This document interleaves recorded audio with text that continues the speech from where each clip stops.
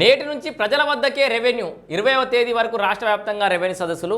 So రాష్ట్ర ఆవిర్భావ దినోత్సవం తెల్లారి నుంచి రాష్ట్ర వ్యాప్తంగా రెవెన్యూ సదస్సులు నిర్వహిస్తామని చెప్పేసి సర్కార్ చెప్పింది కదా. చెప్పినట్టుగానే ఇవాళ నుంచి రాష్ట్ర వ్యాప్తంగా రెవెన్యూ సదస్సులు నిర్వహిస్తున్నారు. తెలంగాణ రాష్ట్ర ప్రజానికానికి రైతాంగానికి అందరికీ కూడా విజ్ఞప్తి, మీరు రాజకీయాలు పక్కకు పెట్టుర్రి, వాడేవాడు ఏదో చెప్పిండు వీడేవాడు ఏదో చెప్పిండు అనుకురి. ఏ ప్రభుత్వాలైనా మన ప్రభుత్వాలే, పోయి తెలుసుకుంటేనే తెలుస్తుంది అసలు ఏం జరుగుతుంది అనేది.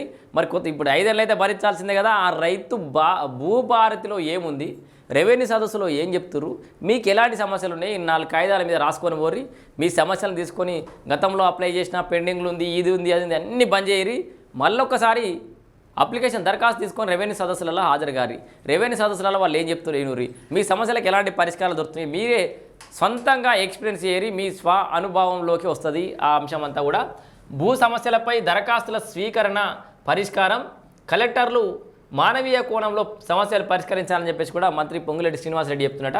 ప్రజల వద్దకే రెవెన్యూ నినాదంతో భూ సమస్యల పరిష్కారానికి నేటి నుంచి 20వ తేదీ వరకు రాష్ట్ర వ్యాప్తంగా రెవెన్యూ సదస్సులు నిర్వహించనున్నట్టు రెవెన్యూ శాఖ మంత్రి పొంగులేటి శ్రీనివాసరెడ్డి తెలిపారు. ఈ సదస్సుల్లో సమస్యలపై రైతుల నుంచి దరఖాస్తులు స్వీకరించి పరిష్కరిస్తామని వెల్లడించారు. కలెక్టర్లు మానవీయ కోణంలో భూ సమస్యల పరిష్కరించాలని ఎప్పటికప్పుడు క్షేత్రస్థాయిలో పర్యటించి సమస్యలపై ప్రత్యేక దృష్టి సారించాలని కోరారు.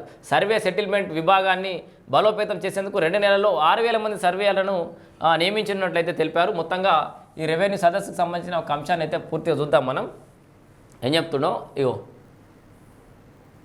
6,000 మంది సర్వేలు అయితే రాబోతున్నారు. ఇప్పుడైతే ప్రస్తుతానికి 10,954 పోస్టులు ఉన్నప్పటికీ కూడా మన అర్హత సాధించిన వాళ్ళు అటు ఇటు లెక్క కలిపి ఒక 6,000 మంది అయితే వస్తారు. గత ప్రభుత్వ తప్పులను సరిచేస్తూ రెవెన్యూ వ్యవస్థను ప్రక్షాళన చేస్తున్నామని మంత్రి పొంగులేటి శ్రీనివాసరెడ్డి అన్నారు. భూ పరిపాలనను ప్రజల వద్దకే తీసుకువెళ్తున్నామని పేర్కొన్నారు. రాష్ట్ర వ్యాప్తంగా నేటి నుంచి 20వ తేదీ వరకు రెవెన్యూ సదస్సులు నిర్వహిస్తున్నట్లు వివరించారు. సోమవారం రెవెన్యూ సదస్సులపై అధికారులతో సమీక్షించారు.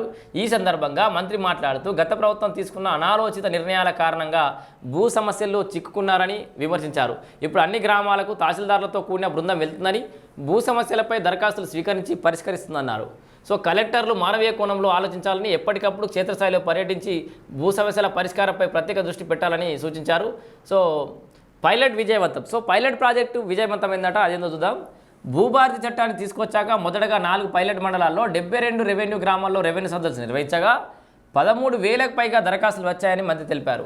2వ విడతలో 28 మండలాల్లో 421 రెవెన్యూ గ్రామాల్లో నిర్వహించిన సదస్సుల్లో